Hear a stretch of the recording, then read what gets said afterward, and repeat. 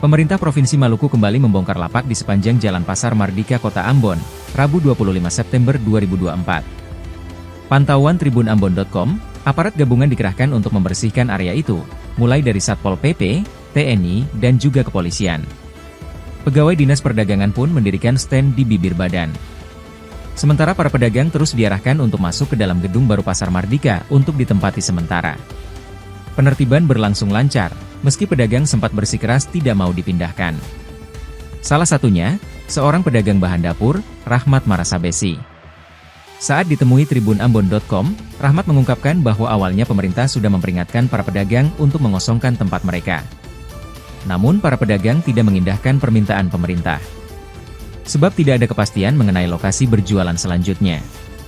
Menurutnya, penertiban selalu yang dirugikan adalah pedang. Ia berharap, agar Kepala Pemerintah Provinsi Maluku, agar dapat mendukung para pedagang dalam penataan kepada pedagang. Sementara itu, salah seorang pedagang aksesori, Acim juga mengalami hal yang sama. Dibongkar tanpa ada tempat yang dikasih sementara kepada mereka. Dirinya juga mau memprotes akan hal tersebut, namun sering diperhadapkan dengan aparat keamanan. Acim berharap, agar penataan seperti ini harus bersama dengan pedagang. Berkomunikasi efektif antara pemerintah dengan pihak pedagang. Agar penataan dapat berjalan dengan lancar. Juga tidak timbul kericuhan antara para pedagang dengan pemerintah. Yang dapat menimbulkan kurangnya ketidakpercayaan pedagang terhadap pemerintah.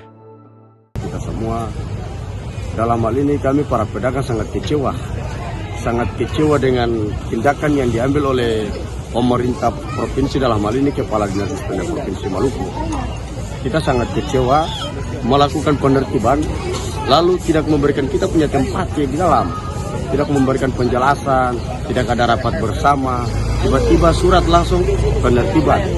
Seharusnya dari pemerintah itu, dia harus memanggil pedagang, lalu rapat bicara tentang bagaimana tempatnya seperti apa, lalu kita masuk ke dalam. Habis kalau kita kayak begini, satu hari saja kita punya pendapatan sehari-hari, kita mau bayar uang barang, mau bayar simpan pinjam, itu dari mana? Semua dari kita punya pendapatan sehari-hari di sini. Kalau pemerintah mengambil keputusan seperti ini lalu tidak memberikan kita para pedagang punya tempat, sudah kita sangat merasa dirugikan.